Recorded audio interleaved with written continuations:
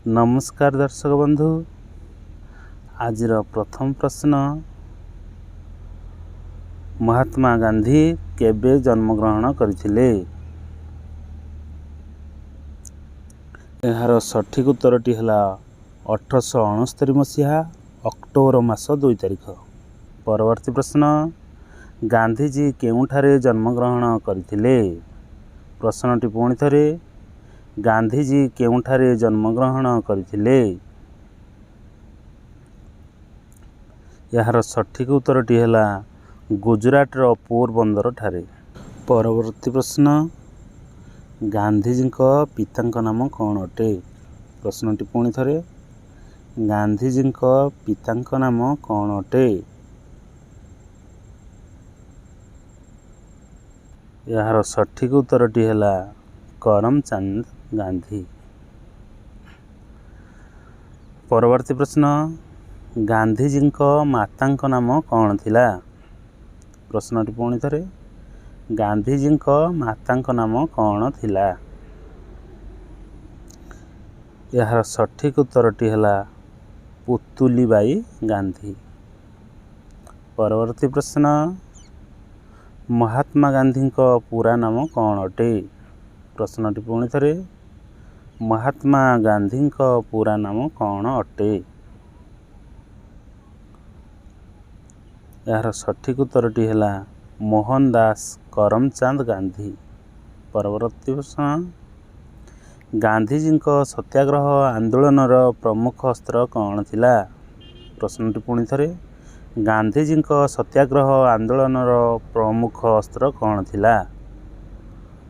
यार सठिक उत्तरटी है अहिंसा। परवर्ती प्रश्न, महात्मा गांधी केउ आश्रमर स्थापना करथिले? प्रश्नटी पुणी थरे, महात्मा गांधी केउ आश्रमर स्थापना करथिले?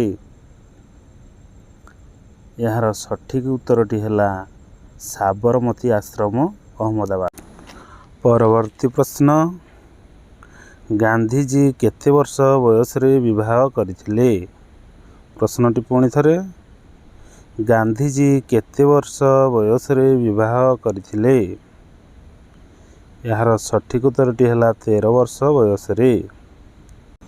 परवर्ती प्रश्न, गांधीजी स्त्री नाम कौन अटे? प्रश्नटी पुणी थरे, गांधीजी स्त्री नाम कौन अटे? यार सठिक उत्तरटी है कस्तूरबा गांधी। परवर्ती प्रश्न, गांधीजी मातृभाषा कौन थिला? प्रश्नटी पुणी थरे, गांधीजी मातृभाषा कौन थिला? यार सठिक उत्तरटी है गुजराती। परवर्ती प्रश्न, गांधीजी केते वर्ष बयस चाटशाली नाम लेखाइथिले?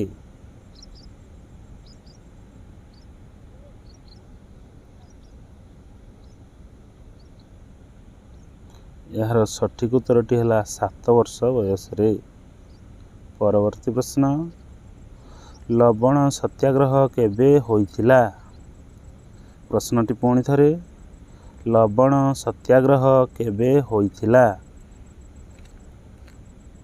यार सठिक उत्तरटी है 1930 मसीह। परवर्ती प्रश्न, महात्मा गांधी को किए गुली करी हत्या करिथिला? महात्मा गांधी को किए गुली करी हत्या करिथिला? यार सठिक उत्तरटी है नाथुराम गडसे। परवर्ती प्रश्न, गांधीजी को सर्वप्रथमे जातिर पिता बोली किए संबोधन करथिले? प्रश्नटी पुणी थरे, गांधीजी को सर्वप्रथमे जातिर पिता बोली किए संबोधन करथिले? यार सठिक उत्तरटी है सुभाष चंद्र बोस। परवर्ती प्रश्न, महात्मा गांधींकर शेष शब्द कौन थिला? प्रश्नटी पुणी थरे, महात्मा गांधींकर शेष शब्द कौन थिला? यार सठिक उत्तरटी है ହେ ରାମ।